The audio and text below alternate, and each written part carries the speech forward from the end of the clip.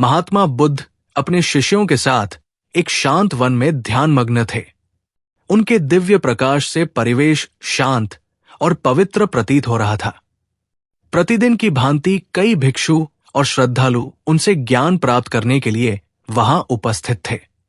एक भिक्षु ने बुद्ध के चरणों में प्रणाम करके विनम्रता से पूछा, भगवन, मैं सुखी होना चाहता हूं, कृपया मुझे मार्ग दिखाएं।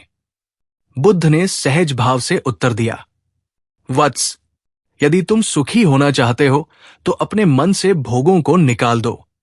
भिक्षु ने जिज्ञासावश पूछा, भगवन, क्या भोग सुख नहीं देते? बुद्ध मुस्कुराए और बोले, भोगों का आकर्षण प्रारंभ में सुखद लगता है, किंतु अंततः वे मनुष्य को बंधन में डाल देते हैं। संसार के भोग चोर के समान हैं। ये चोर तुम्हारी आयु और ऊर्जा को धीरे धीरे नष्ट कर देते हैं। ये तुम्हें क्षणिक सुख देकर अनंत दुखों की ओर धकेल देते हैं। उन्होंने आगे कहा, भोगों से मित्रता मत करो, उनकी मित्रता तुम्हें नरक की ओर ले जाएगी। स्वार्थ की भावना को मन से निकाल दो। जब मन स्वार्थहीन होगा तभी उसमें सम्यक ज्ञान उत्पन्न होगा। सम्यक ज्ञान के सहारे धीरे धीरे तुम वैराग्य को प्राप्त कर लोगे। और वत्स, वैराग्य ही सर्व सुखों का खजाना है। भिक्षु ने सिर झुकाया और बुद्ध की शिक्षाओं को हृदय में धारण करने का संकल्प लिया भी एक अन्य भिक्षु ने प्रश्न किया, भगवन, मैं अपने मन से लोभ को मिटा नहीं पा रहा हूं, मैं क्या करूं? बुद्ध ने गंभीरता से उत्तर दिया, वत्स, लोभ से सावधान रहो। लोभ एक गहरे अंधकार के समान है, जिसमें जितना अधिक प्रवेश करोगे उतना ही उसमें उलझते जाओगे। लोभ को नियंत्रित करना ही उसका नाश करने का उपाय है। भिक्षु ने जिज्ञासा से पूछा, भगवन, लोभ को कैसे नियंत्रित किया जाए? बुद्ध ने समझाया, लोभ एक फटे हुए थैले के समान है। तुम इसमें कितना भी धन, सामग्री, वैभव डालो, ये कभी नहीं भरता। जैसे अग्नि में घी डालने से उसकी ज्वाला और अधिक भड़कती है, वैसे ही लोभ को बढ़ाने से उसकी तृष्णा और अधिक बढ़ती जाती है। इसलिए वत्स, संग्रह करना छोड़ दो, क्योंकि संसार से कुछ भी साथ नहीं जाता। इसके स्थान पर बांटना प्रारंभ करो। जब तुम देने की भावना रखोगे तब तुम्हारे हृदय में सच्ची शांति का संचार होगा। भिक्षु ने श्रद्धापूर्वक बुद्ध के चरणों में सिर झुकाया और अपने जीवन को लोभ से मुक्त करने का संकल्प लिया। तभी एक और भिक्षु ने प्रश्न किया, भगवन, आत्मा कैसी होती है?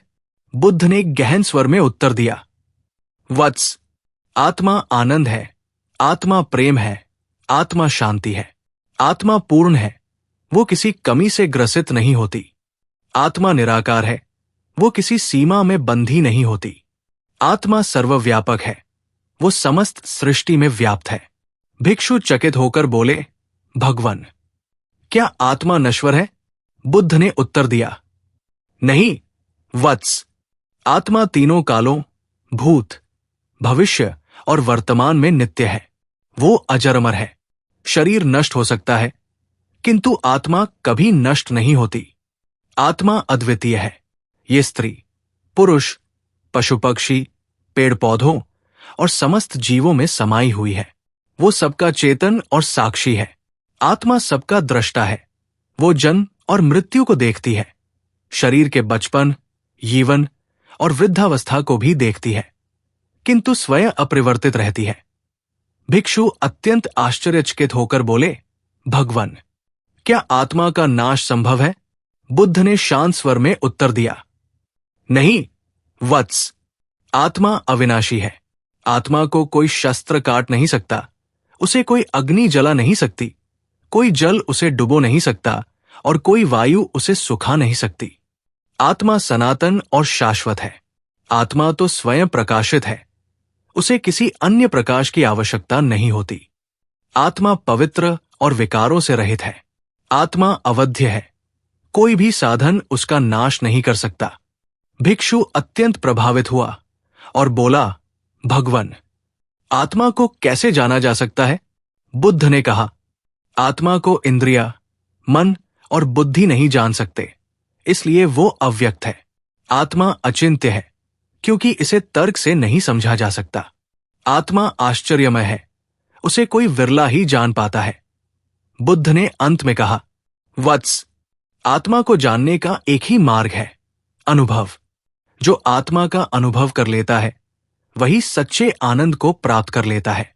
आत्मा का साक्षात्कार ही मानव जीवन का परम लक्ष्य है।